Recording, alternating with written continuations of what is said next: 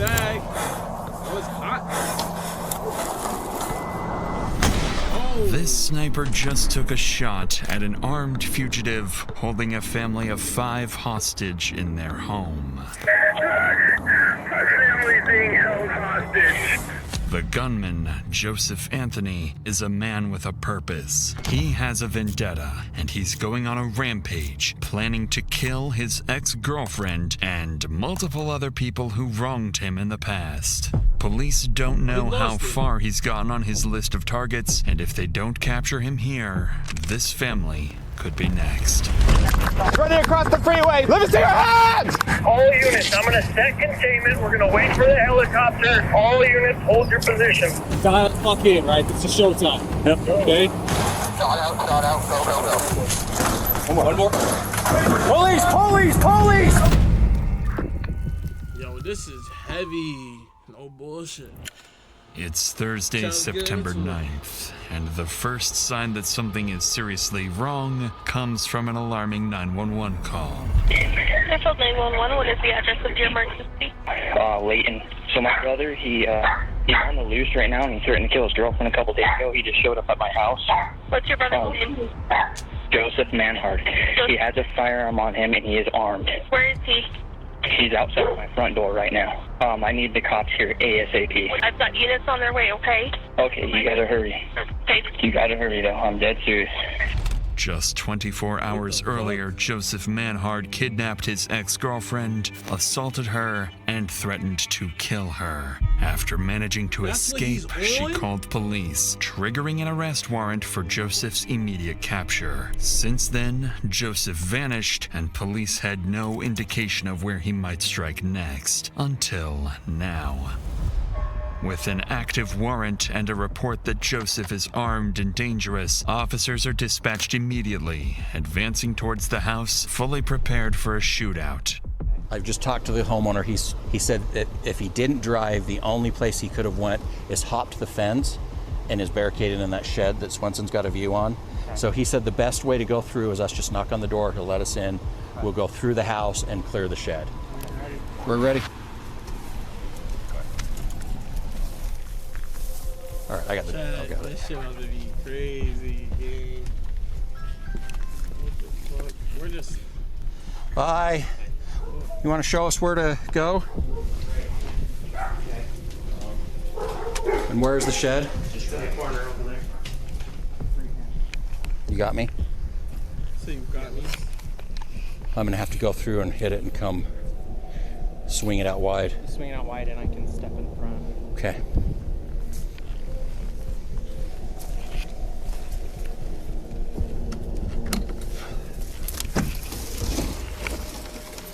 Police, anyone in there? Police, if anyone's in there, show me your hands. Come out. Can't see them in the box. Okay, step in. Okay.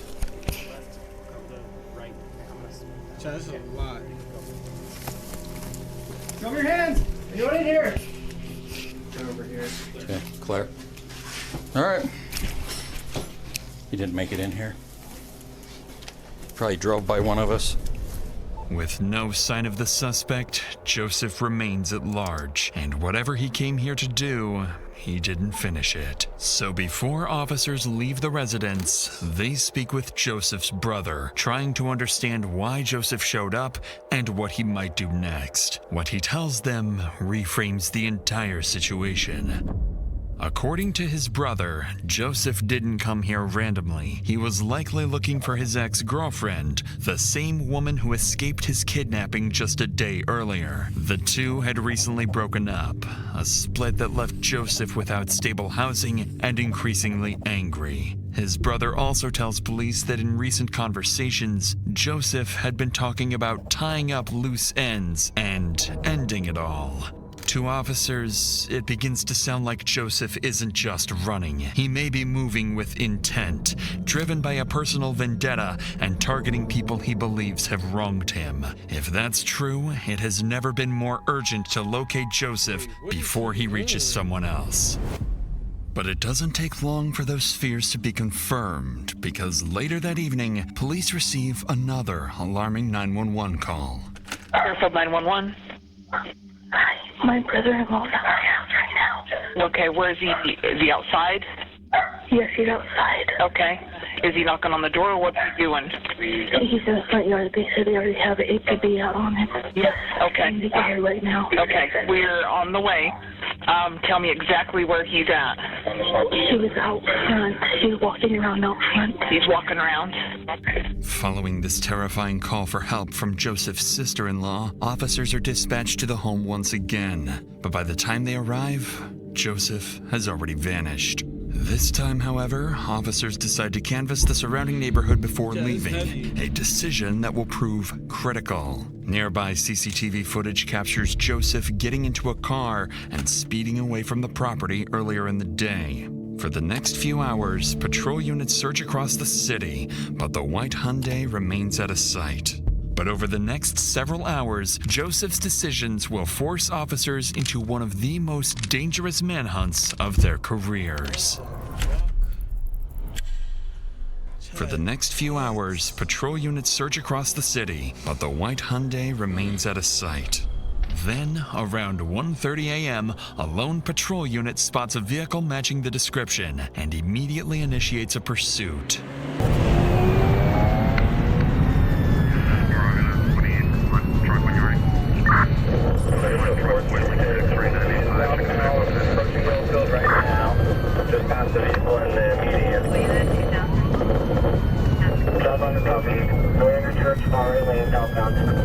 Just as the officer begins to close the distance, he suddenly loses sight of the car Joseph is believed to be driving. But just minutes later, as patrol units continue canvassing the area, one officer spots Joseph's car parked on nearby train tracks. With no way of knowing whether Joseph is still inside or hiding close by, the officer cautiously approaches the vehicle.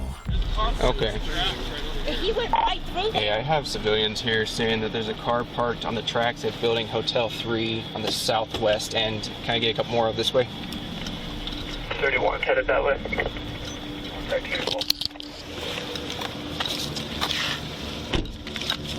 It built up to 76. I have visual on the vehicle.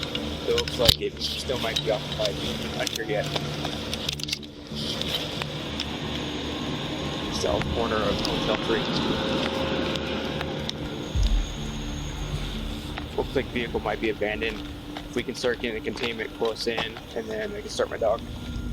The car turns out to be empty, and there's no sign of Joseph anywhere nearby. By abandoning the vehicle here, Joseph appears to have given officers an advantage. He's now on foot, without transportation. Police finally have a chance to corner him. But that window closes almost immediately, as just 20 minutes later, Joseph makes his next move. 911. Yeah, this is the utility trailer. I just had a lady walk in the front door, said her car was stolen and she was shot at. What kind of car? Got blood on her. We're in the area looking for this guy. Could she tell you quick what kind of car? What kind of car? Kia Optima.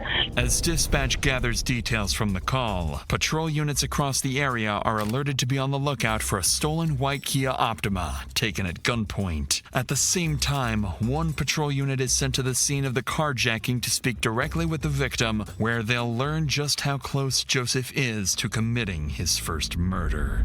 Do you mind if I talk to you for a second, ma'am? Okay. Do you mind just telling me what happened? So I was sitting in my car and he was like, hey, do you have a cigarette? Or no, he asked me if I had a lighter, sorry. And I was like, yeah, and I only rolled down my window like this far and I handed him my lighter and then he was handing it back to me and then he just shoved his arm in my window and I just started rolling it up and I started screaming and he was like, I have a fucking gun, and then he pulled it out and I just kept rolling up the window trying to scream and then he just shot out the window. And then I just opened the door and I said, you fucking have it.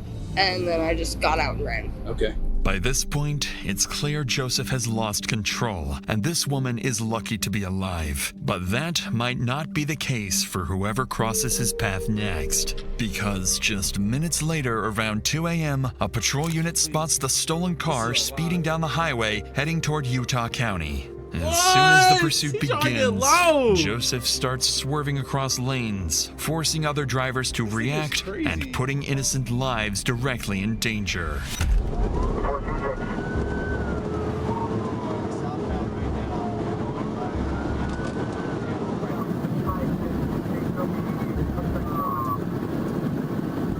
With Joseph refusing to slow down, it's only a matter of time before someone gets hurt. So to bring the pursuit to an end, an officer approaching from the opposite side of the highway pulls over and prepares to deploy spike strips. At highway speeds, there's no margin for error. The spikes have to go down seconds before Joseph reaches them. Too early, and he'll see them in time to swerve around and put innocent lives at even greater risk.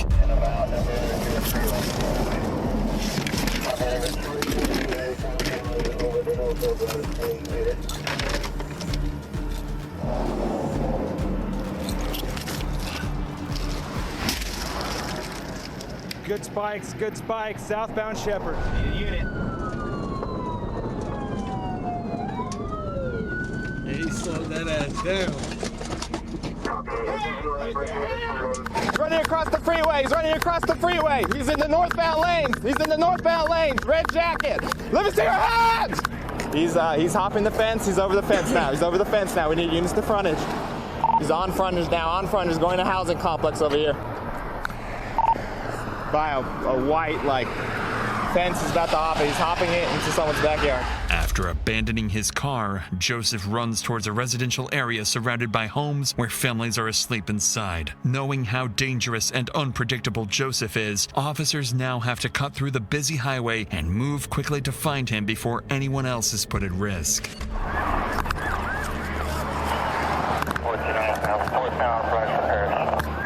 is crazy.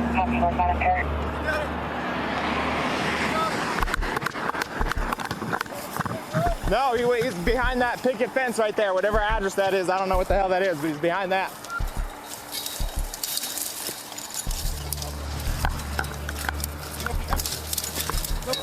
Negative. No shot. Frontage. Go more towards probably. What's that? Just going 20-25 north. Okay. If they come out that way. Over this vinyl right here. That's where he went, in this dude's backyard. My copy, Star 9 will be headed our direction shortly. Where are you? He hopped this one right here. All units, I'm going to set containment. We're going to wait for the helicopter. All units, hold your position. Don't go walking around. With Joseph disappearing into a residential area, the situation becomes far more unpredictable. By now, more than 30 officers are flooding the scene, and without coordination, every decision risks putting innocent families in danger. This is when Sergeant Sheldon arrives and takes control. Okay. You got somebody south? Stand by, I'm setting containment, all right? Sorry, bro. I don't have all the information because we switched this last minute, okay? So, what do you guys got? So he already shot someone in the Freeport Center. Okay. Probably gonna take like half an hour for that bird to go. He hopped over that fence right there. Which fence? That one? Okay. After a quick brief, Sergeant Sheldon forms a plan to flush out Joseph. First, a helicopter is called in to scan the neighborhood from above. Second, a tactical operations center is established near Joseph's last known location to coordinate every unit in real time. And third, officers set up a wide containment zone, covering more than a square mile, with units positioned throughout the neighborhood to cut off any possible escape routes. But just as the plan goes into motion, officers are abruptly interrupted by a sharp sound in the distance. Not sure exactly where Rick came from. Command at 1700 South 100 West. Right where Preston's at, that's where the shots came from. It was one single shot. Preston, are you okay? Hold your position. I'm sending a unit around to you. Go to... We're going to get... If we can get someone over here to the north, 2025 north frontage to hold containment. Yep. I'll set containment. You guys come up with a plan to systematically search this. Okay? The gunshot confirms one thing immediately. Joseph is still in the area. But what officers don't realize yet is that the shot wasn't random. It was Joseph forcing his way into a nearby home. And in the next few hours, the situation will escalate in ways officers aren't prepared for. But before we get to that, sometimes the scariest horror... Contact the homeowners already? It was only 16. Bountiful Police! Hi, Bountiful Police. Did you guys get to... Oh, sorry. We're just looking for somebody in the area. Your home is secure. Didn't notice anything suspicious. Okay, it's gonna have white male, red shirt. You see someone like that, give us a call. If you find them or see them or anything, give us a call 911. All right, thank you. No, you're good. Just make sure you lock your door. Who the hell is this guy with us?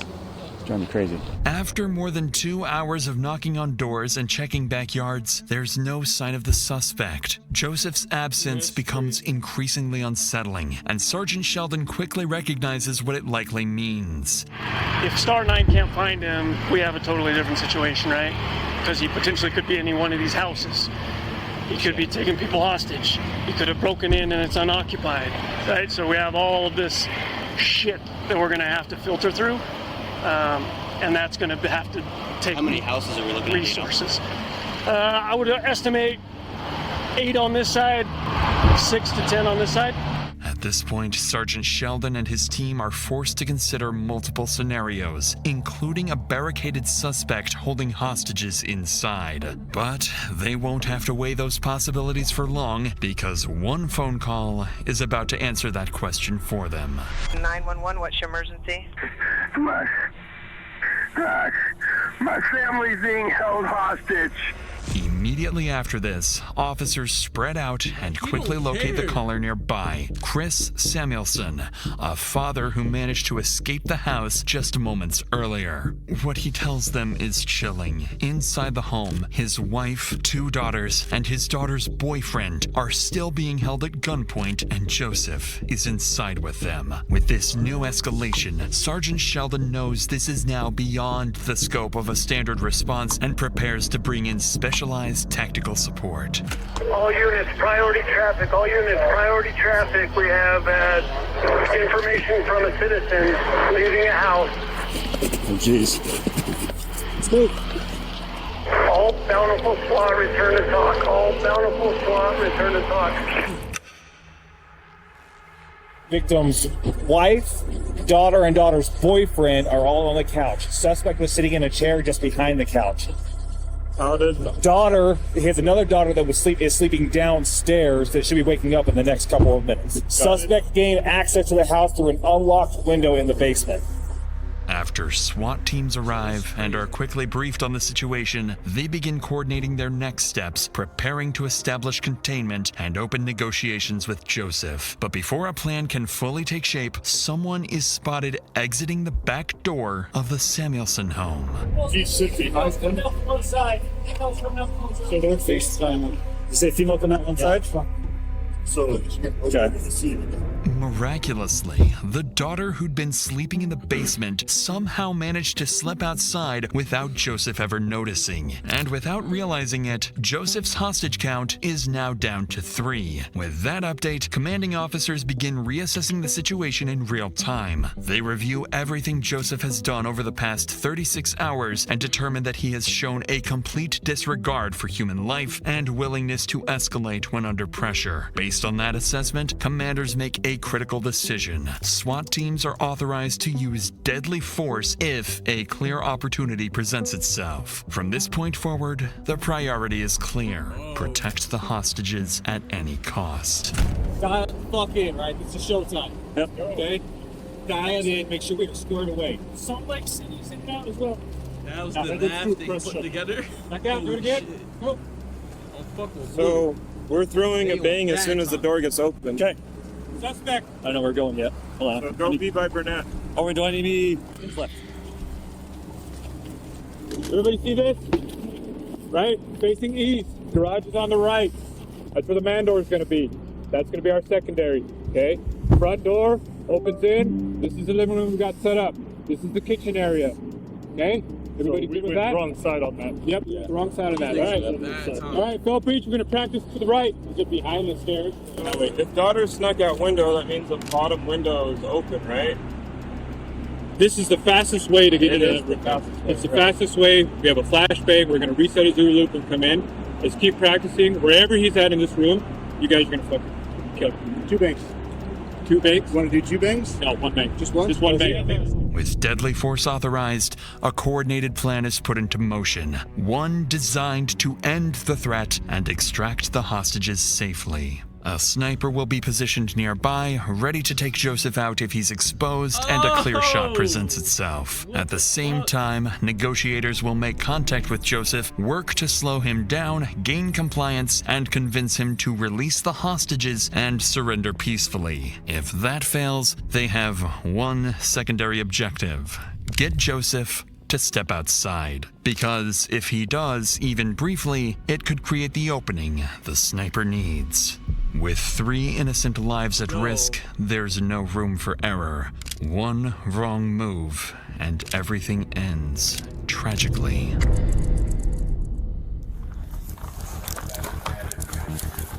They was up all night. This is so The officer assigned as the sniper is Jared Tadahara, a long-serving police officer who moved from patrol and street crime work into a specialized SWAT sniper role. After arriving on scene, Tadahara conducts a quick tactical assessment and moves into a nearby house facing the Samuelson home. From here, he has a clear view of the backside of the house, a position that allows observation without being easily visible to the suspect and provides a safe distance to avoid interfering with perimeter officers. But Tadahara isn't working alone. Every sniper has a spotter, a second officer responsible for range calculations, wind assessments, and most critically, confirming that the shot is clear before Tadahara pulls the trigger. Across the street, negotiations continue. For the past 3 hours, officers have been trying to reason with Joseph, urging him to surrender and release the hostages. But Joseph refuses. He won't let anyone go, and threatens to kill the entire family if officers attempt to force entry. With 3 people at fatal risk, a precise sniper shot becomes the only way to end the standoff before it turns deadly. But before Officer Tadahara gets that opportunity, he receives crucial information that makes things a lot more risky. Is there differences between suspect taken? Suspect appears to have a shorter, wider nose. Okay. A slightly rounded face. Okay. If suspect has a vascular stain, that would be. Unfortunately for Tadahara, the situation just became far more complicated. One of the hostages inside is a male who closely resembles Joseph. One wrong shot and an innocent person could be killed. With that in mind, Tadahara shifts his position to a different house across the street. He needs an angle facing the front door of the Samuelsons' home. The shot at this distance travels roughly 75 to 100 feet and takes less than a second from decision to impact. At the same time, negotiators reassess their approach. What's been alarming them throughout the standoff is that Joseph hasn't made any traditional demands. He didn't ask for money, car, or safe passage. Instead, he's simply refusing to let anyone go. That behavior begins to make sense once investigators provide more insight into Joseph's condition. According to them, his mental state has been deteriorating for hours. He's been heavily using drugs for days, his thinking is no longer rational or strategic, and his behavior is increasingly volatile. Most concerning of all, Joseph isn't releasing the hostages or surrendering. His endgame appears to be killing people he blames for all his problems, then forcing police to kill him or take his own life. Because of this assessment, SWAT officers remain positioned far back to avoid provoking him. Negotiators then ask Joseph to step outside the front door with the hostages to prove they're still alive. If he does, it will give Tadahara a clear view and a chance to take the shot. It takes time, but Joseph eventually agrees to walk to the front door with the hostages while warning he'll shoot them if officers make any aggressive moves. After 2 days of chasing Joseph, officers finally have a chance to bring his violent rampage to an end. With the SWAT team nearby staged for immediate entry, Officer Tadahara prepares to take the shot. He stabilizes his rifle using a bipod, a small stand attached to the gun, then lies prone, steadies his aim, and slows down his breathing. Okay, so to sum it all up, and this shit is like the Super Bowl, and like it's like 21-21, and this field goal ends the game. but just in what the fuck they're doing. A few seconds pass, and then the front door begins to open. Shot out. Go, go, go. We shot that? Shot out. Go, go, go.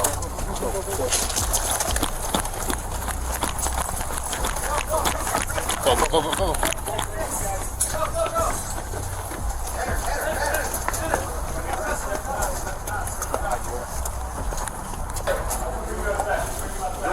Right. I think we're good. Where else do you need? I think we're good right now. Okay.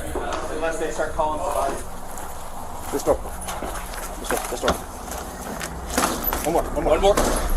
Police! Police! Police! Police! Gotcha. We got him. We got him. We got him. Hands up. Hands up, bro. I mean, I don't know. Maybe a piece of his skull hit me or something. I don't know. You're good. You're good. You sure? Yeah, you're good. Let me see. Let me see. Maybe a piece of his skull hit me. But I hit. Something hit me. Can I point? Something hit me right here. I see. I see. Come on out. What do you see? He's okay. He's okay. Yep. He's okay. Grab him. Grab him. You okay? You got anything? Careful, she's shaking. Yep, I got you. I got you. Just hold on to me. Hold on to me. I got you. Okay. You're safe. You are safe.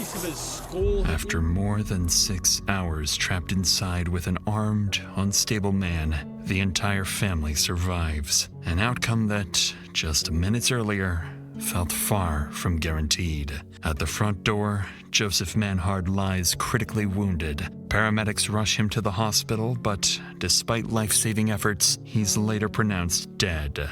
Investigators later determined that Joseph's actions were driven by a rapid collapse. His failed relationship and heavy drug use pushed him into increasingly violent and reckless behavior. By the end, he wasn't trying to escape or survive. He was acting like someone who had nothing left to lose. Yo, that was. Oh. Hi. Sorry. Hey, Papa. That was OD. Like, that was OD, bro. Oh, bullshit. That was OD, bro.